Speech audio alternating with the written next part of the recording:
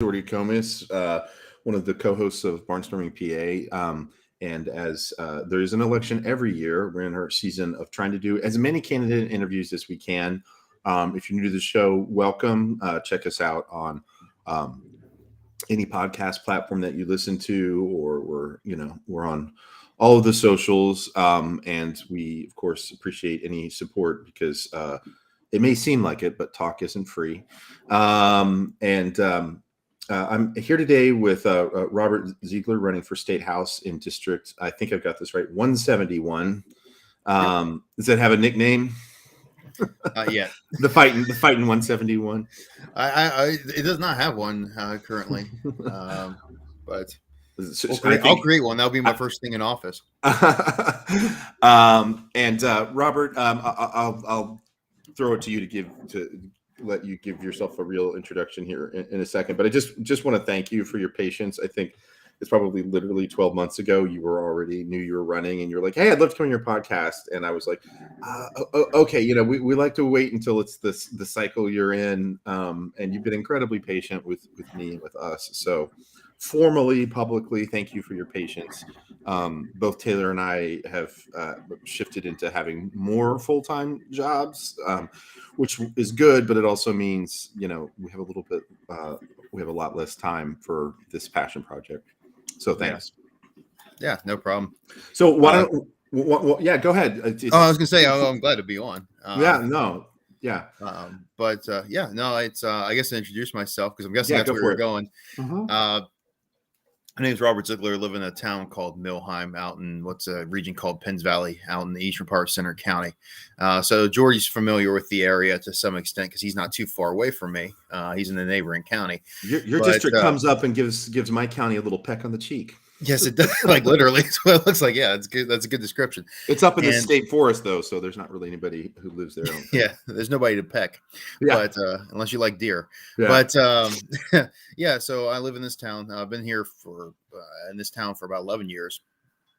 It's got roughly 900 people, and it is as someone has described it, a healthy mix of rednecks, hicks, hipsters, and Amish. Love it. It's pretty good description. That's what the town is. It's got a good mix to it. We are also the only municipality in Center County where all the elected municipal officials are Democrat, believe it or not. And that includes constable, which is my wife, by the way, and tax collector. So we're the only one that can claim that. Even State College has a constable that is a Republican. So at least as of a few months ago, I'm assuming it's still the case. So I mean, these things can't, when we're talking about constable, for people who aren't in Pennsylvania, that's an elected official. That's Robert will know this better, is an agent of the court who can serve some warrants and also provides safety at polling places and maybe some other duties. And I know that is it Melanie? Is that right? Yeah. Melanie, yeah, that's your wife has been exploring the role a constable can have in doing some mental health and law enforcement overlap. If you want to say anything about that, go for it. Like I actually would love to have her. Well, I can explain the Wild West that were constables. Yeah, sure, go for it. It's not that bad. There's actually a lot of strict codes there. So technically, they report to the governor's office too, and they do serve the courts though. So you have to get certified to train, which my wife just went through, which is an expensive, time-consuming process. And you also get trained on, how to handle crisis situations, other things like that. So it's pretty good. It's actually really good training. And it gives you a rough idea what law enforcement's training is.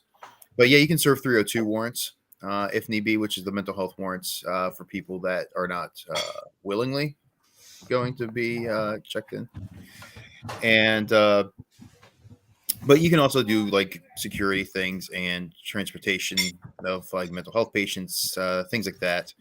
And also they are known as I think the term that's actually in the role is peacekeeper.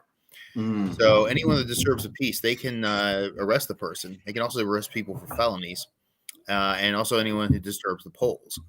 So a constable that does their role there will be able to literally protect the polls. That is their job. They are also allowed to be the only armed person at the polling station, with the exception of on-duty police. I mean, obviously they're on duty and they're walking in to vote, as long as they're just there to vote and they leave. Right, Yeah. right. I'm glad you clarified that, because I was just reading about this, that constables are the only uniformed law enforcement who can be there in their capacity. Yes, yeah, under capacity. But yeah, if a police officer just got off duty or Of just came course. in and then they're in Right. uniform, obviously they're allowed to come in and Because we actually believe in letting people vote. yeah, we let people vote, and have democracy work the way it is. So they have that exemption in there for the police officers who they know that would be questioned and harassed. So they have that in there. But yeah, no, the constable's job's pretty good. She was at the polls for the primary, and I got to see the process there. And she's like, I really don't understand how anyone can say that there's election fraud or anything like that, because they have people that know everybody in the community, and on top of that, these people have been on the rolls for a while. They've shown their ID already. So you have people that know everyone that's voting because they see them every year. You're totally right. And one of the cases of election fraud, we can never say this enough, extremely rare that I know of, was a constable in Union County who took himself too seriously and tried to help someone vote in a way that it wasn't just that he was trying to, I can't remember if it was that wasn't part of his role or he actually went like beyond the scope of what help is. But, it was kind of sad because like we all knew that, locally, we all knew that this person was like just trying to do the right thing. But it's like, look, there are some, as you said, there are very clear rules and laws about what you can or can't do in a polling place for good reason, to protect the system. I mean, that's the thing. And I think I'm going to steer us off of this because I imagine both of us could spend a long time on our concerns about democracy and integrity. Although I actually maybe want to pick your brain about that after, but I really want to make sure we get your story out. It is about me after all. Yeah. I mean, I think I've met Melanie once, and I think I can say this, and you won't like reach through the screen and strangle me. You're always in danger of living in her shadow. Yeah, I am Mr. Melanie by proxy. Yes. Well, that's that. That just goes to show what a mensch you are. What a brick. What a good guy. Yeah, we have been called the power couple of Center County a couple of times. People. That's cute. My wife's the president of the school board, and our kids are like, we're the most powerful family in Lewisburg, which is always tongue firmly planted in cheek. But I'd love to hear, like, pretend like I'm a voter on the doors. I've seen on TikTok and YouTube and every other video stream platform. You're doing a great job of documenting your campaign. What would it be like for me to meet you for the first time? Can we hear that? Well, it depends on the voter. So I kind of change up like how I talk to everybody based on their party affiliation. Pretend like I'm a Democrat who votes irregularly. Okay, so I would go up to you and I'll be like, "Hi, how's it going? Just great, good." And it's like, "Are you so and so?" And then you'd be like, "Are you Jordy?" Mm-hmm. And you'd be like, "Oh yeah, I'm Jordy." And then I would be like, "Well, hi, I'm Robert Ziegler. I'm running for state rep here in this district, and you're one of the potential voters I'm trying to knock. I'm trying to knock every single voter door. I know that sounds like an ambitious goal, but that's how I am. And you want to represent everybody. Good for you. Hey, I'm in. Scene is not in it. I'm in my role. Yeah. Oh, yeah. Good for you. Yeah, that's great. It's an exhausting and exhilarating process. But we see that you're registered to vote. Is that still the case? Yeah, I think so. I haven't changed anything. Okay. Well, always check. But according to my records, you're still registered to vote. And so a little bit, the main thing I want to ask you is like, what's your top concern? What's your top issue for this year?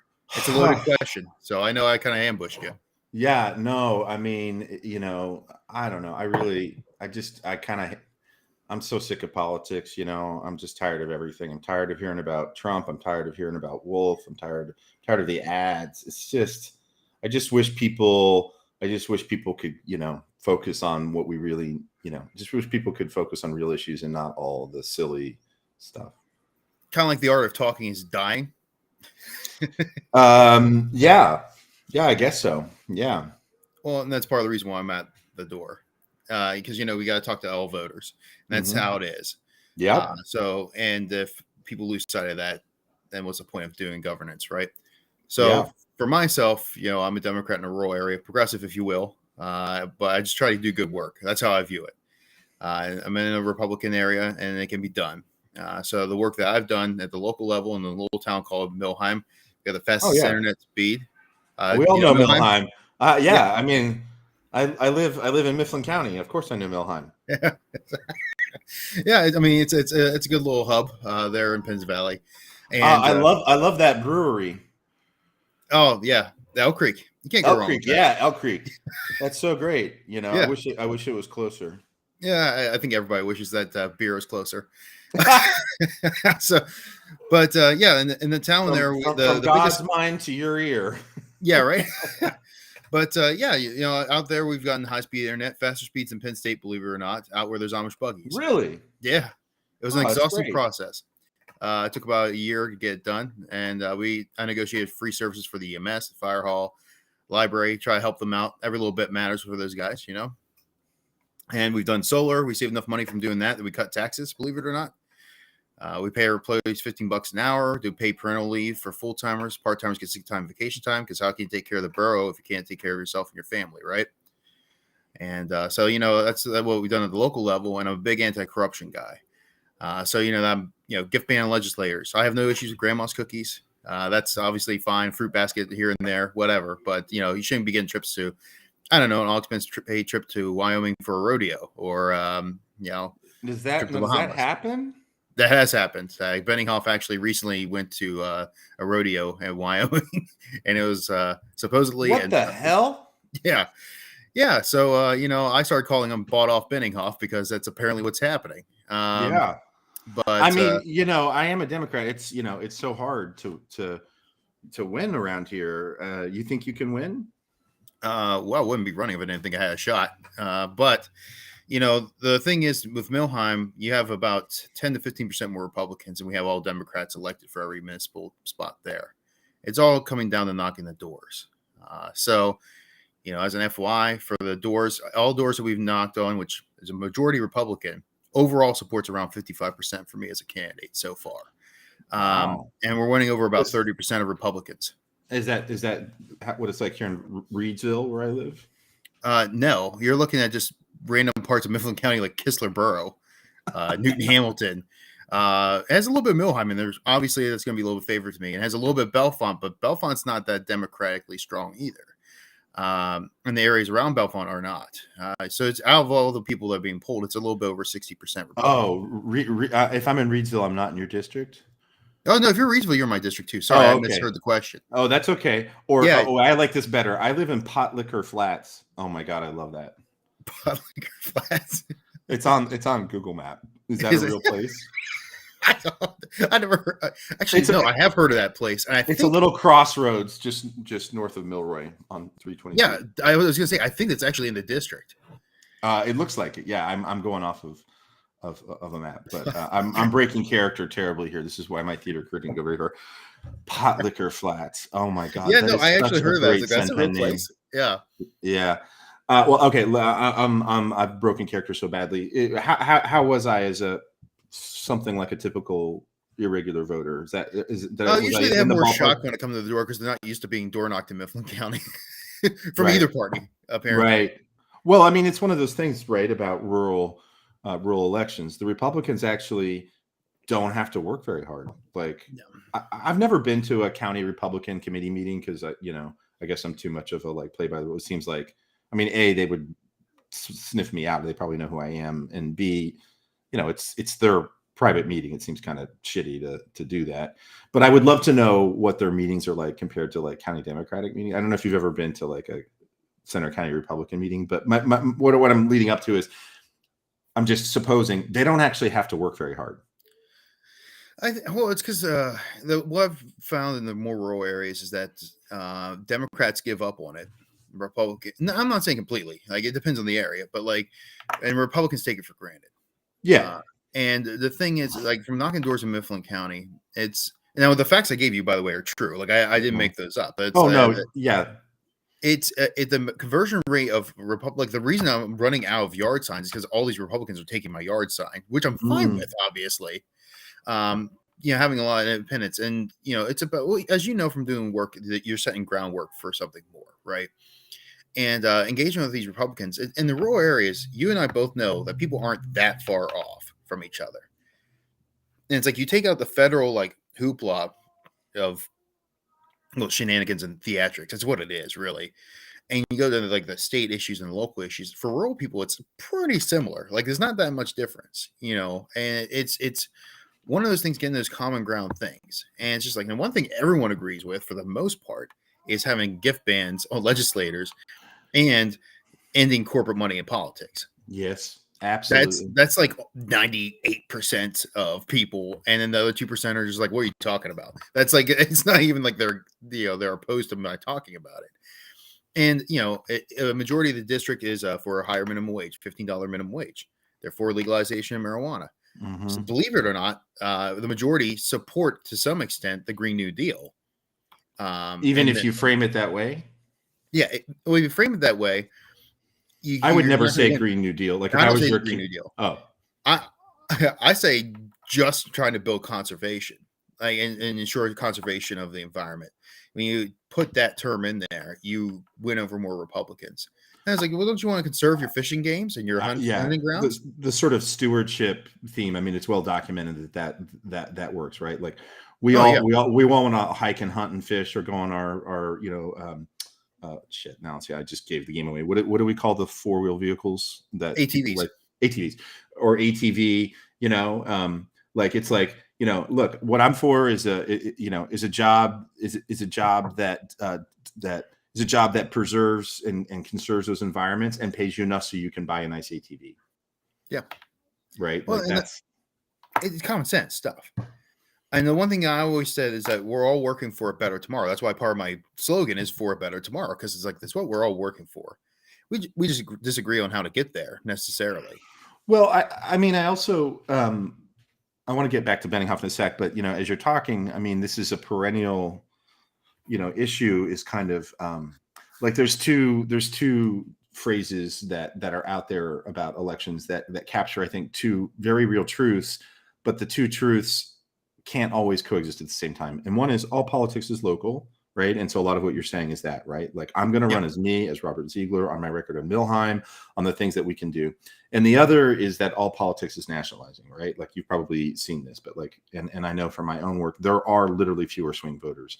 And I think, whenever we want to date it to the 90s or to the 80s, the hardening and solidification of these clear labels of what a Democrat is and what a Republican is, combined with 50 years of marketing money being spent on that, combined with the fracturing of like the media and information landscape, what that means, right? And combined with lower party registration, lower party strength, is there are a lot of people who have a very kind of like superficial identity as a Republican or a Democrat. It's like superficial in the sense that they don't go to a lot of committee meetings, they're not, but it can be triggered, right? So as soon as you run, as you're running, here's what I think is the bad news. You could knock on so many doors, Robert, and I'm sure you are. And like Benninghoff gets a few ads out that call you a crazy AOC leftist, and it triggers that identity for those Republican voters. So when you hear people say, there's fewer swing voters, like elections are nationalizing. So we have this all politics is local is the one truth, and the other is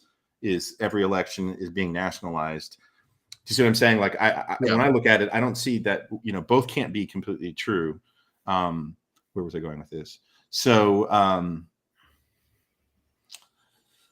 yeah, I don't know. I mean, do you see more of one or the other of that? I mean, do you think Benninghoff is going to if he hasn't already, tar you as a crazy, too radical lefty person? Well, I mean, what's he gonna like if he does that? Like, where's the proof of it? And then two, come on, vote. That doesn't matter. it does matter for some people. And one thing I've noticed with a lot of the Republican voters is that when it comes to the national stuff, like one guy, we had a great conversation about defund the police in that term. And I told him, I was like, well, Democrats suck at messaging, if you hadn't noticed. And I made it a joke. Right. And he just started laughing. He's like, yeah, they're not the best at that.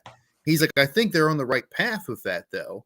I just don't understand what defund the police really is, because everyone says it's one thing. And it just doesn't make sense to me. And so I talked to him about it. And I was like, it's more like divest and reinvest with the police. And it's like, that's how defund and refund. Yeah. And so it's like, we should have more mental health services in with the police to work with them. And maybe be the first contact instead of the second, or the after tragedy contact. And I think that because the police, really, to be unfair to them, have taken on a lot more than they should be, and what the role is. Yep. And that's where we talked about the issue. And he's like, well, knowing that makes sense to me, and I'm on board with that. He's like, and I was like, yeah, we shouldn't really militarize the police more. Like, they shouldn't be buying surplus from the military and stuff. He's like, no, I agree with you, because that's not their role. That's not their job. And, having these honest conversations with people, being very open about it, and I get questions like, are you pro-choice, blah, blah, blah. I was like, yeah, I'm pro-choice. And they're like, why are you telling, and these are both Republicans, like, why are you telling me that? Because I'm pro-life. I was like, do you want me to lie to you about where I stand on things, or do you want to know where I'm at? And it's like, I'm telling you, like, you have what's some people are considered a pendulum swing happening now, where the Republicans in office are completely banning abortion or trying to. And they're like, well, I don't agree with that. There needs to be some exemptions. I was like, exactly. Mm-hmm. There has to be at least exemptions at bare minimum. And that makes you pro-choice if you think of that case. Now, to where you're at in that level is completely different. But when I explain it that way, then they're like, well, in that case, that makes more sense to me. I understand that a little bit more. And I was like, well, yeah. And if you're pro-life, wouldn't you be for universal, childcare, like pre-K or something like that? Wouldn't you want at least CHIP to be completely free for people until they're like at least 5 or 6, like at least for kids? And they're like, well, yeah, that would make sense. Like, if you're pro-life, you should be able to help them more. And it's like, not complete handouts, but at least help them get started. It's like, yeah. So why aren't they doing that? And that those open conversations really does help a lot. The best conversations come from Republicans, really, just because it makes me better for understanding things and for the community.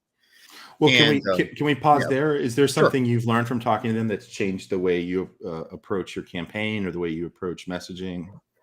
Gun control is not as big of an issue as I thought it was. I really thought in the rural areas it'd be a little bit more.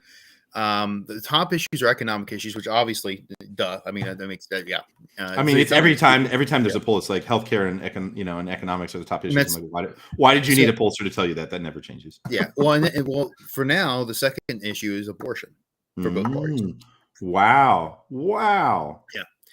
And then a lot. I got to say it again. Wow. For people who don't follow politics obsessively, that is not normal. No, it's not normal. That is a rare moment of a national news story deeply affecting how people perceive the political landscape. Yeah. And it's brought up by Republicans a lot because a good chunk of them are pro-choice. I will tell you, in some of my work, I've talked to at least 15 over 70 white women who start talking to me about how they're pro-choice Catholics. Yeah. And how they're going to vote this year. And I'm like, it's sometimes in politics, sorry, like this is about the national and the state, like all the elections, but like you can run the best campaign you want, but there are things that will happen that are out of your control and they fundamentally change the dynamics of the race. Yeah. And this is one of those. Sorry, go ahead. Yeah. Oh, so yeah, no. And the thing is, I get asked the question, I'm honest about it. And, it's and there's a few pro-choice or pro-life Democrats too. So, we're talking about abortion. That's the number 2 issue in the district, just from door knocking. Number 3 is healthcare. Now, abortion gets tied with healthcare a lot. So, well, it is. I mean, it is healthcare. But specifically that issue, we have its own separate category. And then number 4 is guns. And what's the most for undecided voters, guns is like a higher issue for people. I mean, the thing to me that's fascinating and horrifying about the way the gun debate has shifted nationally in my lifetime is kind of, going from the defend your home or, just sort of an abstract right to bear arms to this deeply, deeply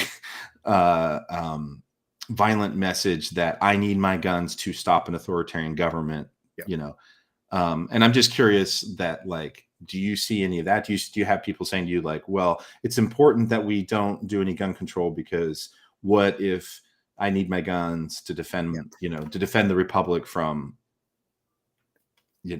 like, are you running into that? So the best conversation I had was with a guy who runs a gun shop in town.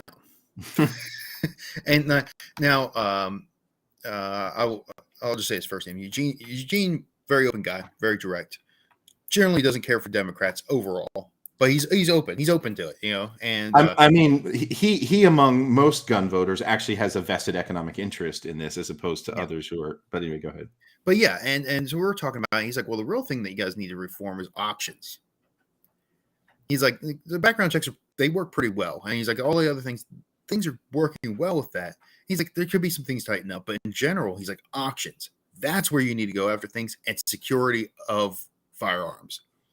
He's like, should people be charged if they lose a firearm and they don't report it immediately and then it gets used in a crime? Yes, they should be charged with negligence at the very least.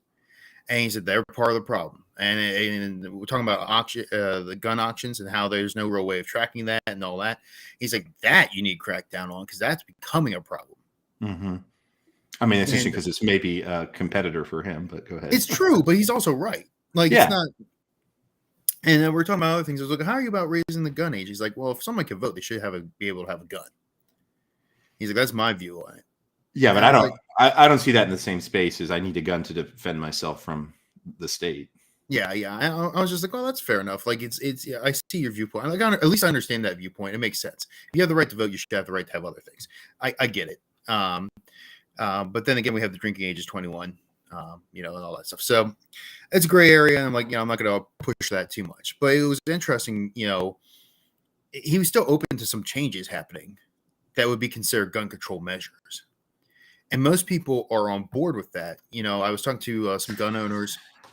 I just realized we should just call it gun safety measures. We should stop saying control. Safety, yeah. But I'm just saying it is gun safety. And we should stop saying control because that triggers the idea that there's a nanny state or whatever. I don't know why. I mean, you and I just discovered. I feel like I don't feel like I've ever heard that recommendation out there. But that's one thing I made a point before when I was going to Republican doors. I was talking about gun safety laws. Yep. And so if they call it gun control, I bring it up as gun control. If they call it gun safety, I call it gun safety. I kind of match what they're saying. Or if I initiate it, I use gun safety. But I'm saying even our side, right? Like just now in myself, I'm realizing that when this comes up, I'm going to start pushing, the people who are closest to me ideologically, stop saying gun control. Let's talk about gun safety. It's gun safety. It's gun safety laws. Like, in all truth, that's what it's meant for. It's meant to be. But even beyond that, like maybe we should really embrace like I'm just spitballing here, but we all agree that we could have fewer gun-related deaths, and let's talk about gun safety. And part of that is people as owners, empowering them to take more ownership and responsibility for gun safety. And part of it is manufacturers, and part of it is the buying and selling and all of that. I mean, maybe.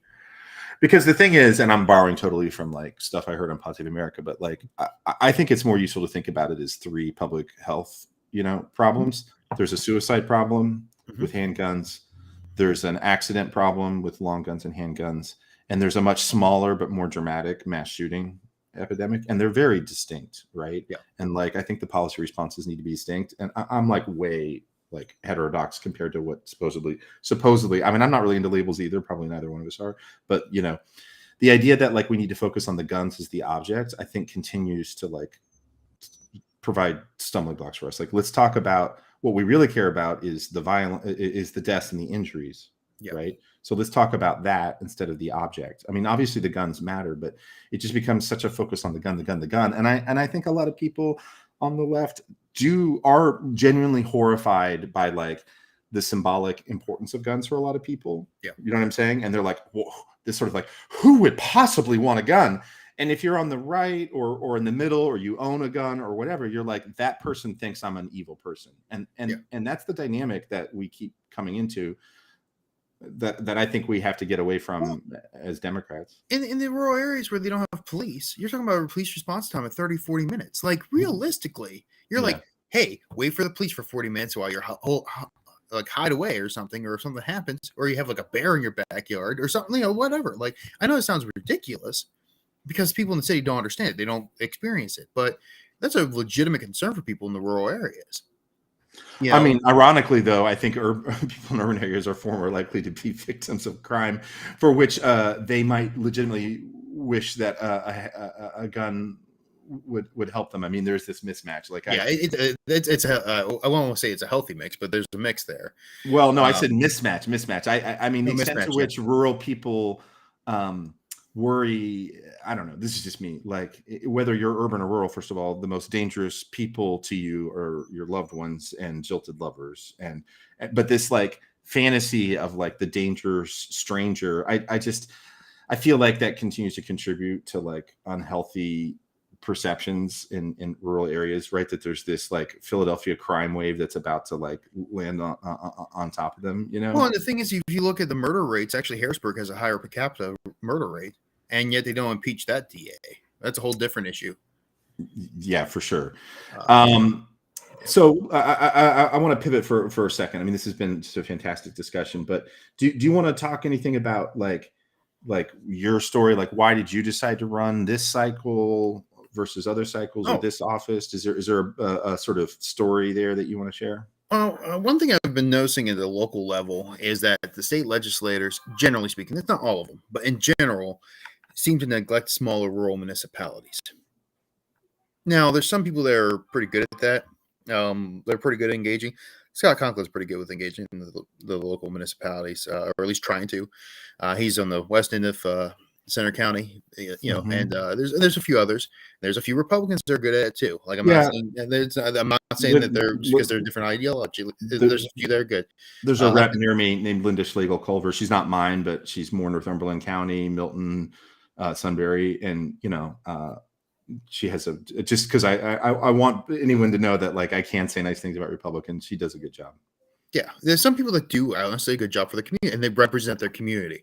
So hey, you know what? It doesn't really matter if you represent your people well. By all means, there's a couple of people up near the Erie area, which is a mishmash, voter demographics. They kind of represent their people pretty well, both sides, generally speaking. But yeah, it's the reason I ran was to help bring that smaller rural municipalities like mentality to the Harrisburg level. Now, originally I was going to be running against Jake Corman for the Senate seat. And then redistricting got rid of his district completely, and I thought that was kind of funny. And Kerry mandered out his opponent, and we need to really hit that so people. It's because it's so beautiful. He Kerry-mandered. Yeah, he Kerry-mandered. No, they were using that in meetings by the Dem Party. They started using that term after I started using it. I was like, well, I'm glad I made that happen. But yeah, you're gonna live on those royalties for days. Yeah, he Kerry-mandered his opponent. That he was going to have out of his district, thought he was probably safe. And I'm like, well, I'm already planning on going against Republican leadership, so I might as well just pivot to this. And but the thing is, people aren't in the rural areas tend to be neglected. And I've shown from my own record at the local level, if you're a scrappy, squeaky wheel, so to speak, and you just keep harassing these people to get things done, you can get a decent amount of money and a decent amount of things done in the community. We've gotten about we think we've cracked $1 million in grants that we've gotten for our town in Milheim in the last like 3 years, which is pretty good for a town of 900 people. Like, a lot of people don't realize that is a good chunk of change. And then a lot of them infrastructure related. Some of it's economic development, but like a lot of it's infrastructure related. So it's like, well, why do we get this? Because I harass people relentlessly, and I'm a very, very strong advocate. I'm like, this is what we have planned. This is what we want to do. This is where we're going. And plus, I want my kids to have something to go to, down the road. It's like we need to stop legislating like it's 1990 and start legislating to get us to 2090. And that's the problem with GOP leadership right now. It's like they're kind of behind the times.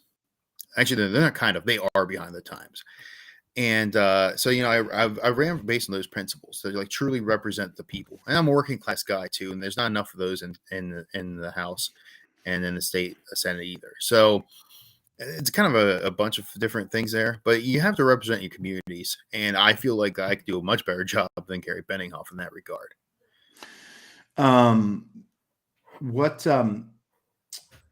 Do you feel like he's particularly vulnerable or there's your best like fair critique or unfair critique? I don't give a shit of Benninghoff. He's a coward. I mean, I'm just like, he won't do public forums anymore. He won't do debates. He hasn't done town halls in a while. He is avoiding people. He didn't go to the Bellefonte parade for the fire. He didn't do the Bellefonte parade. He lives in Bellefonte. He didn't do the Bellefonte parade on the weekend. But, so I know he wasn't working. I mean, okay. Because I mean, he has a strong numerical advantage on paper, right? Yeah, it's What is if he you afraid of? A few rowdy activists creating I don't know. One thing I know unfavorable is media. I think it's because he was at the Milheim parade when I was here in Milheim, and we had a tornado watch during that time, by the way, and it downpoured. And I'm running around like a lunatic back and forth between these houses, making sure they get my literature. And he saw that. And people, there's one guy I know that my wife and I have had words with him multiple times. And he's like, I'm probably voting for you, right? I was like, what, really? He's like, you fight for the community. He's like, I don't agree with a lot of what you say, but you fight for the community. I know what you are. And that's when I was just like, embrace it. And just embrace it. And I was pretty much going to do that anyway, but it confirmed for me being who I am is much better with a Republican base than trying to moderate myself or doing any of that stuff. And it's like, go full throttle. And Kerry's pretty, he's got a lot of corporate links. He's bought off. I call him bought off Benninghhoff. And because he's got tons of corporate PAC money. We actually played an ad. It's a minute 50 seconds long, so it's not really an ad. It's like a tiny miniature telenovela, but it hammers him on the I think you want to say 110-second documentary. A telenovela is fiction. I guess I shouldn't say it's fiction. It's a documentary. It's a 110-second documentary. With that, it hammers on the gift ban. It hammers him on corporate PAC money that he takes. That's how he's funded. He's not had a single donor under $100 or less for 5 years, I think it is. That's interesting. It's all land developers and stuff, man. It's crazy. Or people that take away pensions. Well, and it's one of these things, I want to go back to something you said about representing rural municipalities. I mean, I love that phrase. I'm on my borough council for a rural municipality, and I feel like the reality of life in rural areas is usually so completely overlooked. There's the idea that it's just like farm, and I love farmers, and the food system is super important. But the reality of rural life is that it's a patchwork of, small towns, small cities, farmland, extraction landscapes, recreation, preservation areas, and anyway. So, a lot of the dynamics, since what you said about Milheim, a lot of the dynamics in these small municipalities it's like a fractal thing, right? Like they recreate what happens in large municipalities. But anyway, that was sort of a digression I shouldn't have gotten into. But what I want to say about Kerry Benninghhoff, who I get these terms mixed up. He's the majority leader, right? For in the Pennsylvania State House. Is to me, it's like one more iteration of like extraction, right? So for like the way I think about it is in Pennsylvania, it's so easy. And you mentioned the gift ban, which I'm totally also on board on, and shout out to March in Harrisburg and everybody else who's been working on a gift ban. It is easier to buy a state politician in Pennsylvania than it is a federal, right? They come cheap. And so somebody like Kerry Benninghhoff can, where on paper there's lots of Republicans, right? He can just coast on that advantage. He often doesn't get challenged by Democrats, break in the corporate PAC money. And so basically the needs of rural municipalities and rural farms and rural people can be sold down the river for corporate interests. And that way they can maintain a majority in Harrisburg. I feel like there's a simpler way to explain this, but because he's never really accountable to actual voters who care about local issues. And he's not the only one. Corman's similar, right? Does that make sense? So basically we're mining, like the corporate interests in Pennsylvania are able to mine the fact that there's more rural Republicans to get cheap politicians. That's the short version of what I'm saying. Well, I mean, that's what it is. And that's why with the district's job that most recently happened, shout out to Joanna McClinton for doing a fantastic job with that. It's not going to, the results are going to take time. But the other thing that needs to happen too is that the Democrats need to change their strategy and stop being afraid or unwilling to engage with Republican voters. And I'm not talking about the ones, we know these people vote for Biden, they did mail-in ballots, blah, blah, blah. No, I'm saying you got to go after every single Republican voter in every district. Reason being is some in these rural areas are so desperate for change and outreach. Mm-hmm. And they're not even desperate. They just want it so badly, but they're just not getting it. And like I said before, these rural areas Democrats generally have given up on them and feel like, oh, it's a lost cause. And then Republicans are like, yeah, they're ours anyway, whatever. And so it's 30% conversion rate, Jordy. Like that's what I'm getting committed to. Like most of them take my yard signs. Like I never would have imagined that high. And some of them are Trump supporters or Mastriano supporters. You know, it's a strong anti-incumbency thing too, which is another weakness Kerry has. He's been in office forever, and a lot of Republicans hate that. Mm-hmm. And most of the undecided voters are Republicans are like, I like you as a candidate. I don't like where you are with the issues, but I like you as a candidate. Plus, you're not in there forever. You're someone new. Mm-hmm. You know, and that's a big. They're like, well, I'm kind of conflicted because I really don't want to vote for a Democrat. I'm like, well, Right. it's like I'm not necessarily a Democrat. I'm a local guy just trying to do his job. I just happen to align with Democrats with my ideas.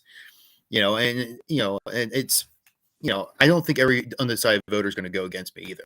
That'd be a statistical anomaly. Oh yeah.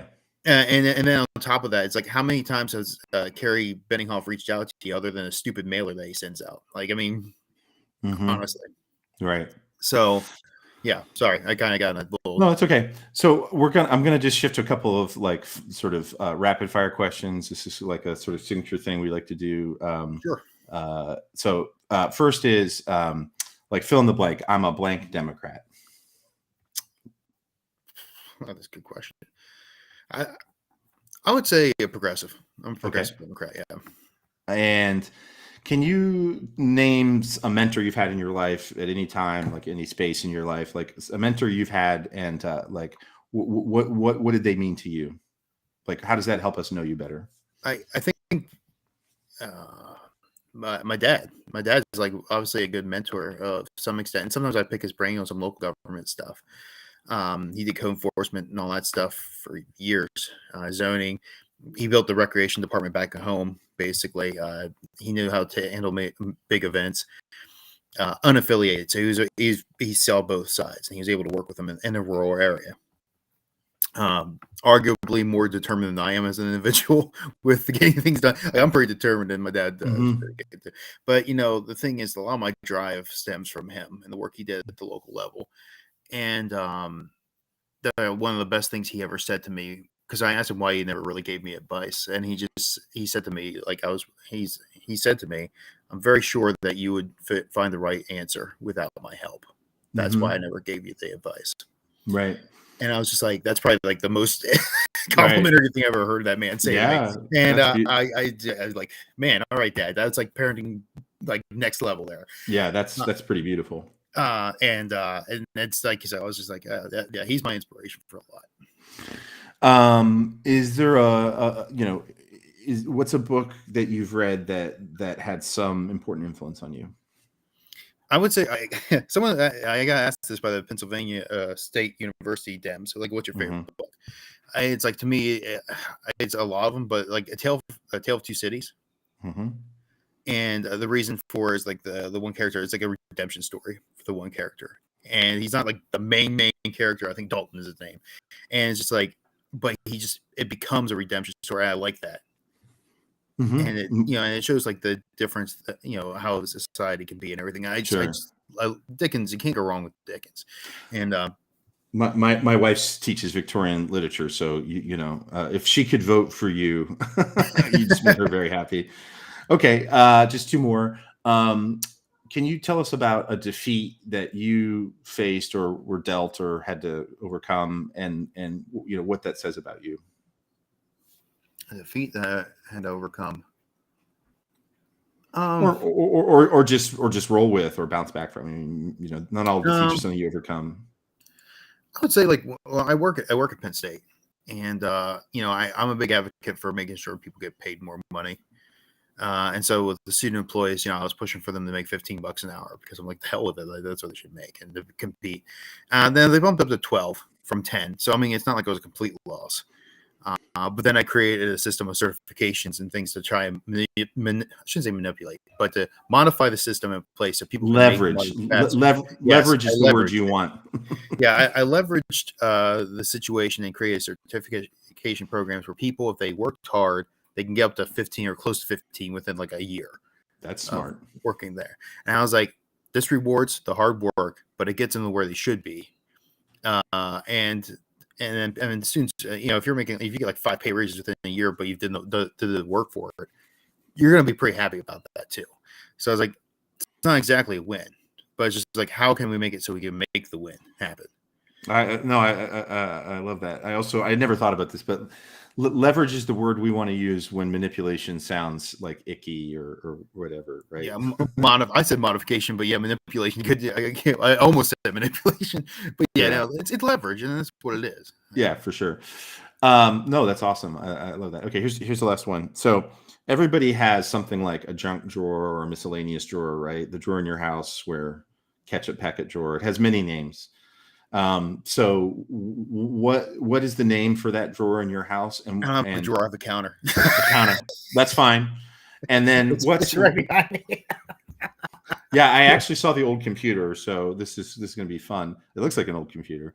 What is one thing on your junk counter? What's one thing that like shouldn't be there, or you're like a little bit embarrassed or whatever? And what's one thing that you have that you actually think everybody should have in their junk drawer? Does that make sense? So let's see. What all do I have on there? It's hard to tell because sometimes it's not just my stuff too.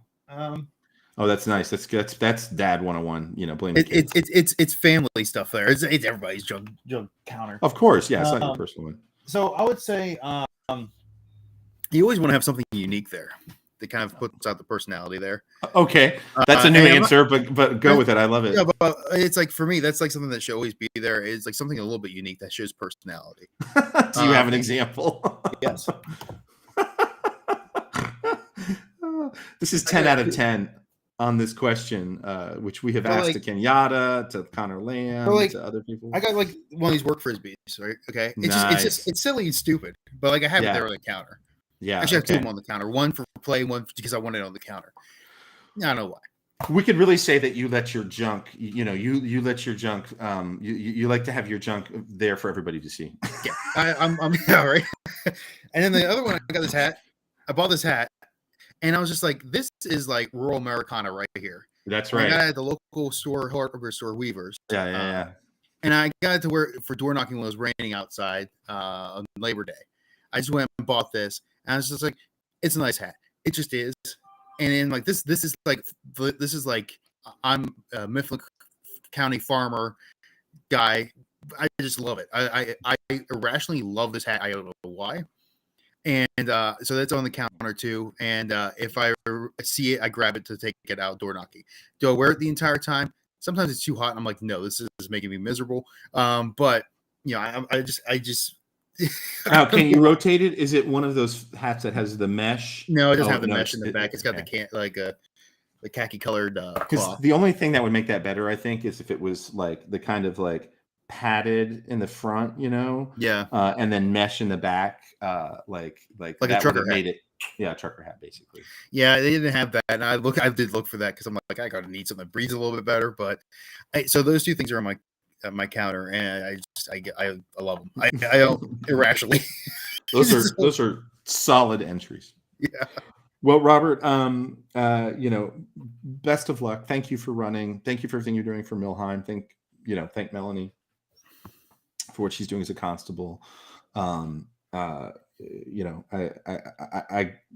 enjoyed this conversation. It's, we've had some fun conversations when we're both running from points A to B to C to D to E.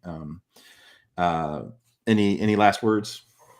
Well, that sounded like I was going to shoot you. Anything you want to sign off with? Yeah. So I think when people say that they want change and they want to build for something or they want to do something, then you should actually vote accordingly. Mm-hmm. If you're sick of the same old things, the way that things are done locally and at the state level, it's going to make more of an impact at the federal level. So if you want some change, and you want to see it actually happen, you got to do something public servant in there and get rid of the career do nothing politicians. And that applies to both sides. Yeah, it does. Mm-hmm. And so with that, I'm asking for people to support my campaign. I go to my website, zeiglerforpa.com, zeiglerforpa.com. Go there. You can sign up to volunteer. You can donate. Any support you can give is good support. And my social media is @zeiglerforpa. That's Facebook, Instagram, Twitter. You can see that I call out hypocrites a lot, and I call out corruption a lot. So I mean, kind of fits my MO, and I do it to both sides. Just right now, it happens to be the GOP a lot. So that's my plug. Is you want something to get happen and be done, like just you gotta get the people that have been in there for 20 years out. Awesome. Well, thank you so much for your time, and I can't wait to see you in Harrisburg. Holding forth and calling out the hypocrisy there. Yeah, I'm sure that will make everybody happy. Make the voters happy.